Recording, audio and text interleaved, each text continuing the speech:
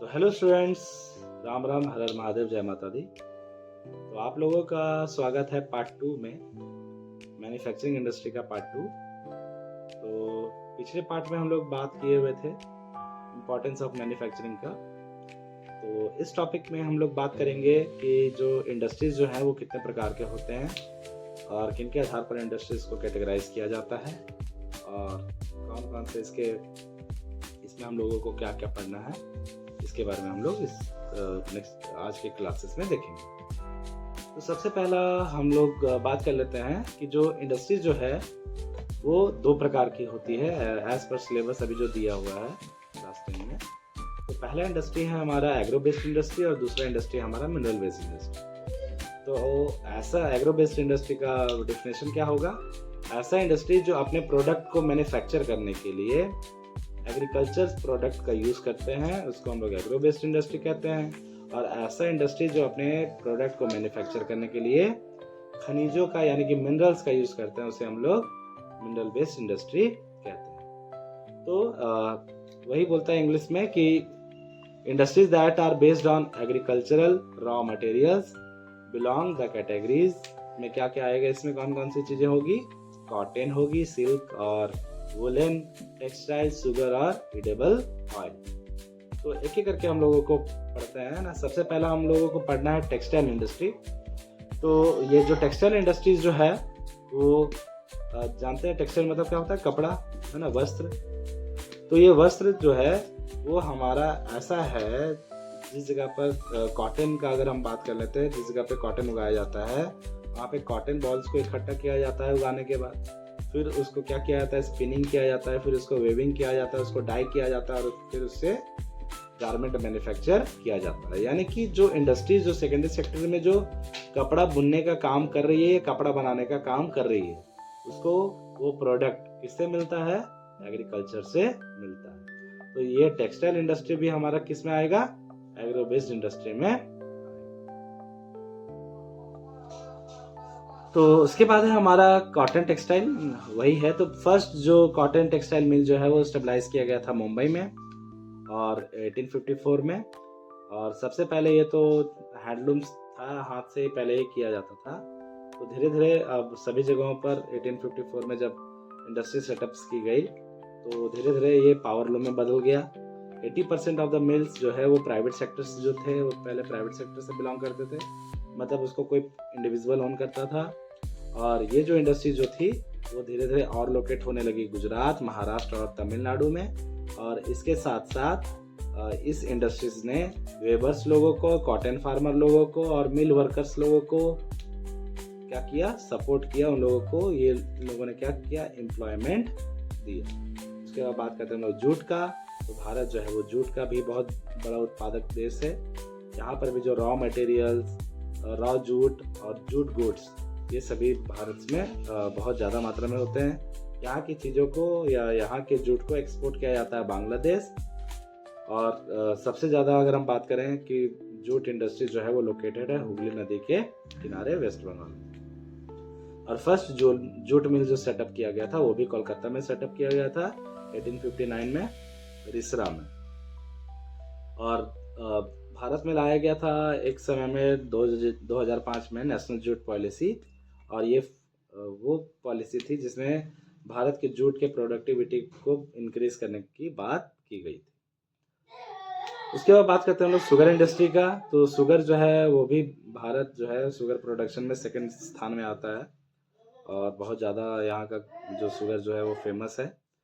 तो यहाँ के शुगर केन के मदद से लोग जो हैं वो चीनी भी बनाते हैं और गुड़ भी बनाते हैं। तो जो शुगर मिल्स जो है वो लोकेटेड है उत्तर प्रदेश में, बिहार में और महाराष्ट्र में। ऐसा इसीलिए है क्योंकि उस जगह पे ही प्रोडक्शन ज़्यादा होता है, तो उसी जगह पर इंडस्ट्री सेटअप किया गया क्योंकि ट्रांसपोर्टेशन कॉस्ट क्या हो, कम से कम लगे इंडस्ट्रीज़ को। और उसके बाद बात करते हैं हम लोग और हमारे भारत के और बाकी हिस्सों में, जैसे कि साउथ हिस्सा में हमारा तमिलनाडु एक स्टेट है जहाँ पे शुगर केन प्रोडक्शन बहुत ज़्यादा होता है। उसके बाद और बात करते हैं तो हमारा महाराष्ट्र भी उसमें से एक है शुगर केन प्रोडक्शन में। और आगे बोलता है क्या कि शुगर केन से ही उसको क्रश करके उसका जो जो निकलता है हमारा जूस, उसी जूस जूस को रिफाइन करके उसी से शुगर बनाया जाता है और उसी से फिर गुड़ भी बनाया जाता है। तो ये था हमारा एग्रो बेस्ड इंडस्ट्री। और नेक्स्ट हम लोग बात करेंगे मिनरल बेस्ड इंडस्ट्री पर। तो मिनरल बेस्ड इंडस्ट्री तो ऐसा इंडस्ट्री जो मिनरल्स का ही यूज़ करके या मिनरल ही रॉ मटेरियल होता है उसमें, और ऐसा इंडस्ट्री जो मिनरल रॉ मटेरियल का यूज़ करके रन करता है या किसी भी चीज़ों को मैन्युफैक्चर करता है, वो हमारा कहलाता है मिनरल बेस्ड इंडस्ट्री। तो इसमें आता है हमारा आयरन और स्टील इंडस्ट्री सबसे पहले। तो बोलता है जो हमारे इंडस्ट्रीज़ को रन करने के लिए आयरन और स्टील बहुत ज़्यादा ज़रूरी है, क्योंकि आयरन और स्टील थोड़ा हेवी भी होते हैं और अकॉर्डिंग टू हम इसको हेवी, मीडियम और लाइट भी रख सकते हैं अपने नीड के अकॉर्डिंग। साथ ही साथ इससे बहुत सारे मशीन्स और इलेक्ट्रिकल गुड्स भी बनाए जाते हैं। और ये जो हेवी इंडस्ट्रीज़ जो हैं उसमें रॉ मटेरियल्स के लिए या जो फिनिश्ड गुड्स होते हैं वो दोनों हो सकते हैं, या तो हेवी भी हो सकता है और बल्कि यहाँ पे मतलब जो जो प्रोडक्शन होता है वो बहुत ज़्यादा मात्रा में भी होता है। अब ये जो ज़्यादातर जो हमारे आयरन और स्टील इंडस्ट्रीज जो हैं वो ज़्यादातर पब्लिक सेक्टर होते हैं, मतलब ये ज़्यादातर गवर्नमेंट के द्वारा ही ओन होता है। और ये भी इंडस्ट्री उसी जगह पे सेटअप की जाती है जहाँ पे इसका रॉ मटेरियल इनको आसानी से मिल जाए। जैसे कि हमारा जो जगह है, जैसे कि Chota Nagpur plateau region, West Bengal, Jharkhand, Orissa, Karnataka और तमिलनाडु। तो यहाँ पे बताया है कि ज़्यादातर जो हमारा आयरन और स्टील इंडस्ट्री उसी जगह पे सेटअप होता है जहाँ पे रॉ मटेरियल आसानी से मिल जाए, जिससे ट्रांसपोर्टेशन कॉस्ट कम से कम लगे, यहाँ पे चीप लेबर आसानी से मिल जाए, जहाँ पे रेगुलर सप्लाई ऑफ वाटर हो और पावर भी हो, और नियरनेस मार्केट हो जहाँ पर प्रोडक्ट को हम लोग क्या कर सकें, बेच सकें, और सी पोर्ट्स हो जहाँ पे हम सामान को एक्सपोर्ट भी कर सकें। उसके बाद बात करते हैं हम लोग एल्युमिनियम का। तो एल्युमिनियम भी सेकेंड जो मोस्ट इम्पॉर्टेंट, ये भी एक मेटल है।